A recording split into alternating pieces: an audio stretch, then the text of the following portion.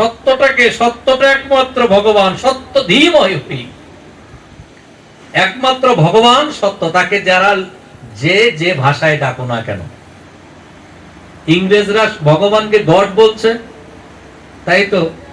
উর্দুরা আল্লাহ বলছে উর্দু ভাষায়, মারাঠি, ফারাসি, বাংলা, যে ভাষা বলছে, সারা পৃথিবীতে ২৫০০ ভাষা আছে, এক ভগবানকে এক এক নামে ডাকছে। তাই বলে ভগবান পরিবর্তন হয়ে যায়নি। তার প্রমাণটা কি? হিন্দিতে জলকে পানি বলছে, বাংলায় আমরা জল বলছি, ইংলিশে ওয়াটার বলছে, সংস্কৃতিতে বাড়ি বলছে। তাহলে জল তো এক বেটাই রয়ে গেল নাকি? নামটা শুধু পরিবর্তন হয়ে গেল। যতদিন পর্যন্ত মানুষ একটা সত্তায় না আসতে পারবে, ততদিন পর্যন্ত তার আত্মমুক্তি হবে না। আমি যেই অনুসারী হয়ে গেল, যেই মতেই থাকি না কেন, আমি যেই স্রষ্টাকে যেই নামে ডাকি না কেন, কিন্তু আমার যেই মনের যেই যাত্রা, মনটাকে যদি আমি পিউরিফাই না করতে পারি, কখনোই ভগবানকে লাভ করা যাবে না।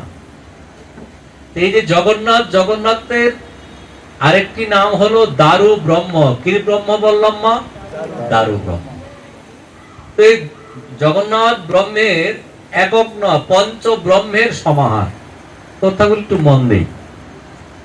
জগন্নাথের সাথে ৫টি ব্রহ্মর দেবতার সমাহার সংযুক্ত। কেমন? জগন্নাথ দেব গত ৩১শে আষাঢ় যখন রথে বসলেন, শাস্ত্রে বলছে তখন তুমি জগন্নাথ নয়, তখন উনি সূর্য। প্রাচীন ভারতে শাস্ত্রে এখনো নিদর্শন আছে, সূর্যের রথ আছে। সূর্যের রথে ৭টা ঘোড়ায় চড়ে ভগবান সূর্যনারায়ণ বিচরণ করে। জগন্নাথকে আমি যখন রথে দেখলাম, তখন জগন্নাথ সূর্য।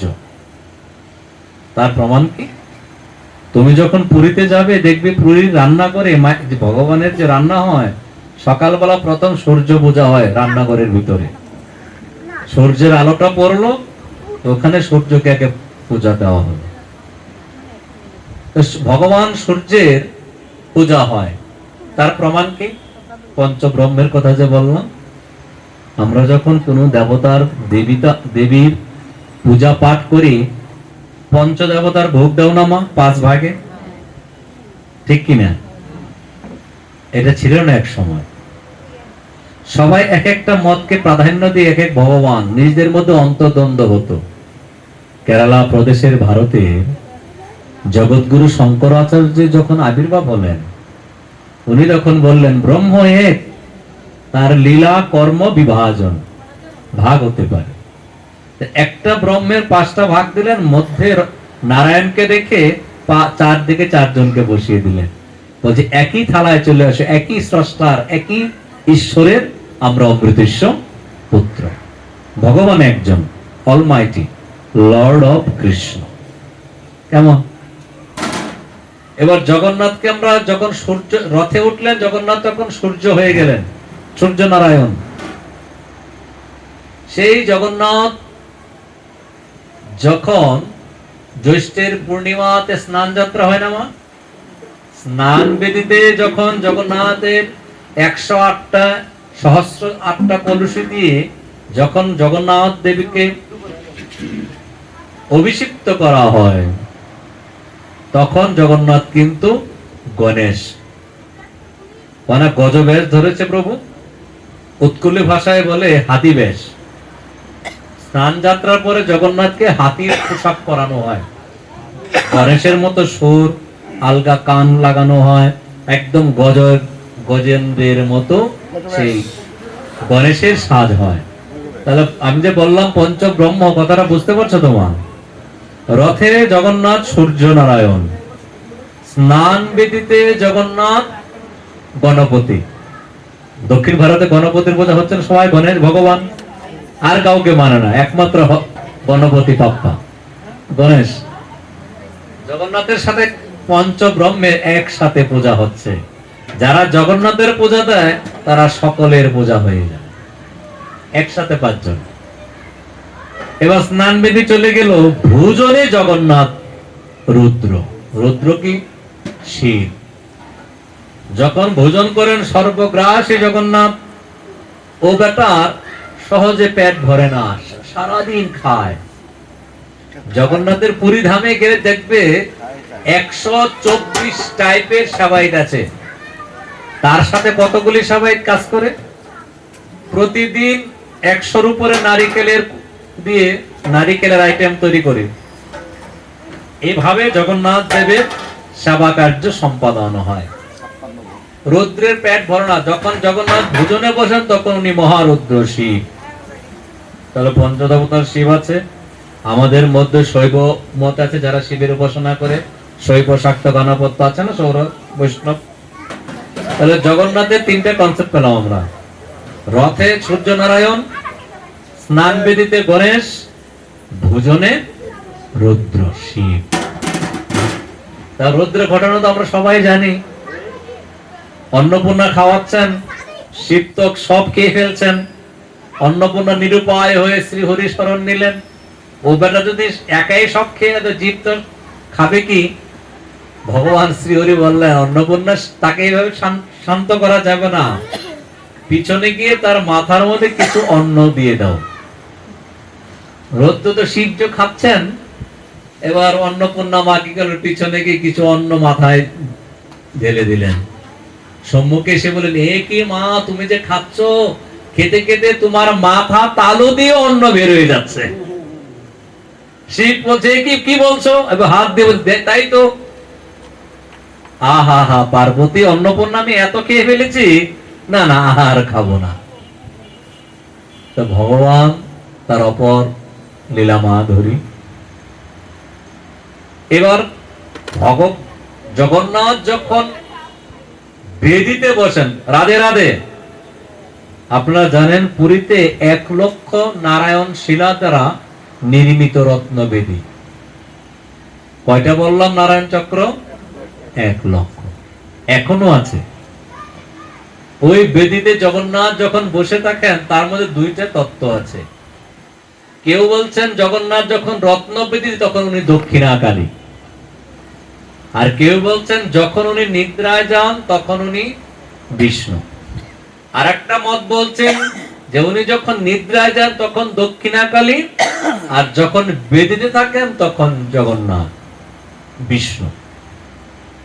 এখন কথাটা হলো, আমরা এই যে শয়ন একাদশী থেকে উত্থান একাদশী পর্যন্ত হরিত শয়নে চলে যাবেন, ঘুমার সাথে কিন্তু বিষ্ণুর মিল আছে।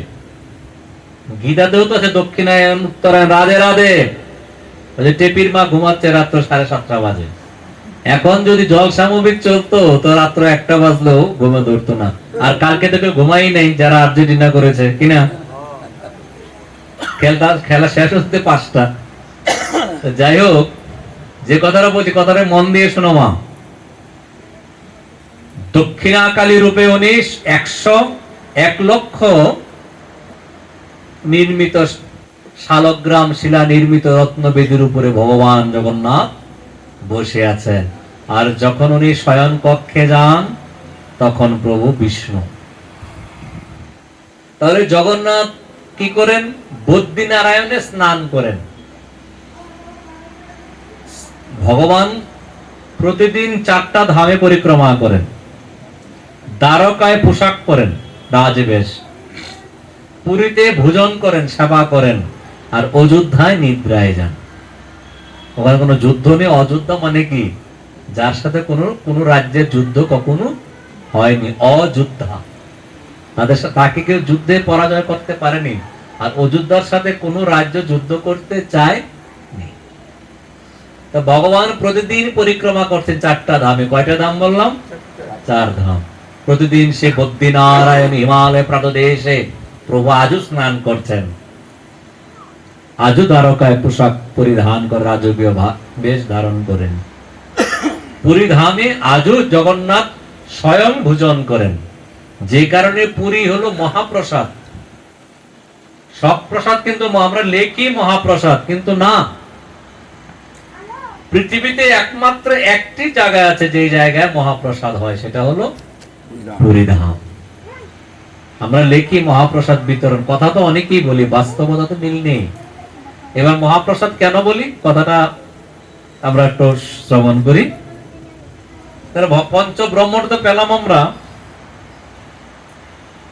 বুদ্ধিস্টরা বলছে এই জগন্নাথ আমাদের। সনাতন কালচার তো শুনলে মা, বুদ্ধিস্টরা কি বললো? বুদ্ধ শরণং গচ্ছামি, সঙ্গম শরণং গচ্ছামি, আছে না? বৌদ্ধরা জগন্নাথকে তারা বৌদ্ধ বলে, আর সঙ্গকে বড় দেহকায়, বলভদ্র সঙ্গগুরু, আর শক্তিকে, শক্তি হলো সুভদ্রা, আদিশক্তি, মহামায়া। এই চারটা, এই যে তিনজন বসে আছেন, তিনটা যন্ত্রের উপরে বসে আছেন। জগন্নাথ, জগন্নাথ প্রভুর নিচে যে বেদির মধ্যে যন্ত্র, এই যন্ত্র দক্ষিণাকালীর যন্ত্র। এই যে আমরা বৈষ্ণবরা, শক্তিরা, শিবরাজে ঝগড়া করি নিজেদের মধ্যে, কাদা ছোড়াছুরি করি, আমি বৈষ্ণব, আমি বড়, তুই কালী, তুই ছোট, আসলে তত্ত্বে লীলায় সব এক। আমরা জানি না বলে, যেটা কথা বলে না, হরি হরে করে কোলাকুলি, আর বানরের রাক্ষসে করে মারামারি। তত্ত্বটা জানি না। আর ছিন্নমস্ত্রার যন্ত্রের উপরে বসে আছেন সুভদ্রা মহামায়া, আর ভুবনেশ্বর যন্ত্রের উপরে বসে আছেন বলভদ্র। কথাগুলো খুব কঠিন লাগছে না? এটাই বাস্তব, এটা শাস্ত্রীয় সম্মত। তোমরা জগন্নাথ কথামৃত পাঠ করলে কথাগুলি পাবে।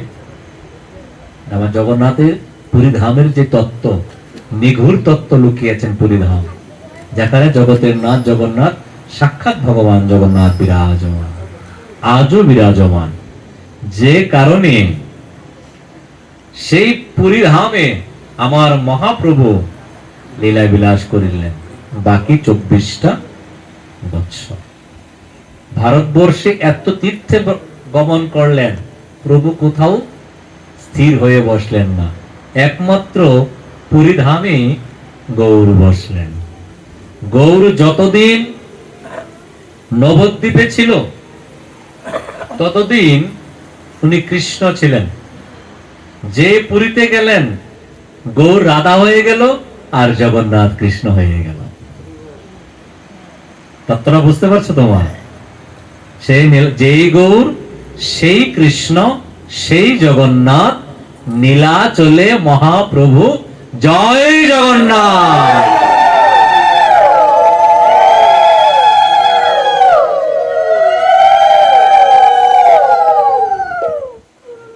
আবার কেউ ভাববে না যে জগন্নাথ বড়, আমার গৌর ছোট, কৃষ্ণ বড়, গৌর ছোট না।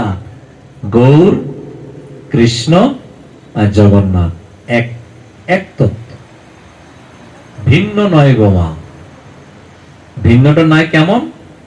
স্বর্ণের একটা পিস, এপিটু স্বর্ণ, ওপিটু স্বর্ণ, উপরেও স্বর্ণ, নিচেও স্বর্ণ।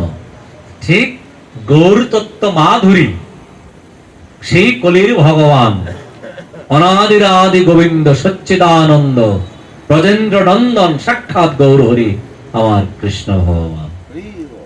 সেই গৌর জগন্নাথ, সেই কৃষ্ণই জগন্নাথ, অভিন্ন মূর্তি। এবার পঞ্চব্রহ্মের কথা শুনলে তো মা,